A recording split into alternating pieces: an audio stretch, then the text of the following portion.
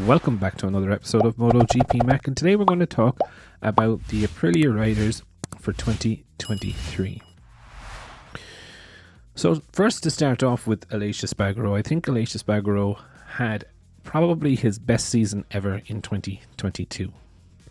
You know, the season was matched with ups and downs, more ups than downs I would call it, however his championship challenge did fade towards the end of the season. Not sure was that down to more team not being used to battling at the front, or was it down to Aleix kind of running out of steam, let's just call it. Now, he took a win. He had the absolutely brilliant race in Assen. He had a couple of howlers. For example, Catalonia finishing a lap early. And also, the crash in Silverstone really did, I think, set him back towards the end of the championship. Did set him back a bit.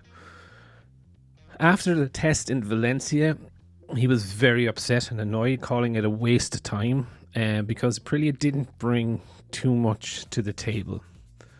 And you can't really blame Aprilia. They've made a tweak to the electronics, they made a tweak to the engine.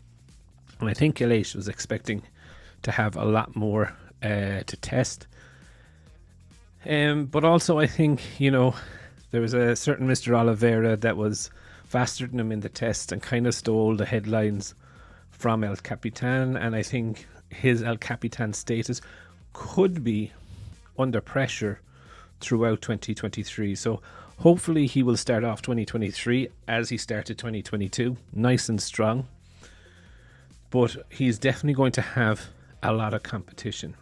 Now, on the other side of the box from you have Maverick Vinales, and if we were to look at his 2022, I would call it that he at the start was climbing up a hill. He got somewhat towards the summit and started freewheeling a bit, but then he came back down and his performance leveled off at where it nearly was at the start of the season. Now, he always said that he needed to get time on the bike to understand the bike. And let's be fair now, he's had a season and a half on the Aprilia. If he really wants to keep that seat, now I know he has a contract for 2 years like Aleix, but if he really wants to keep that seat, be Aprilia's next big thing, 2023, he has to deliver.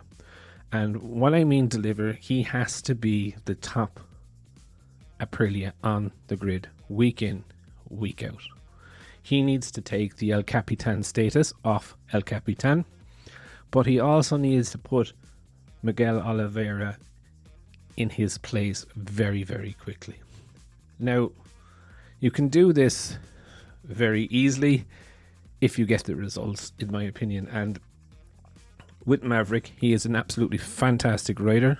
Don't get me wrong. But I just don't think there's the consistency of results that are there. Everything has to be absolutely perfect for him to perform at his peak. And I'm just not sure, does he have the tools to ride around problems that are going to come up? Also, how is he going to get on with the satellite team now? I always call it this way, if you have two riders and no satellite team and you're the slowest rider in it, you can kind of say, oh, well, the bike doesn't really suit me. I don't really get on with it. How do we go? But if there is 4 bikes on the grid and 3 riders are able to get the maximum out of the bike and you are that 4th rider that can't, that puts you under even more pressure. So Maverick and El Capitan, in my view, have to deliver.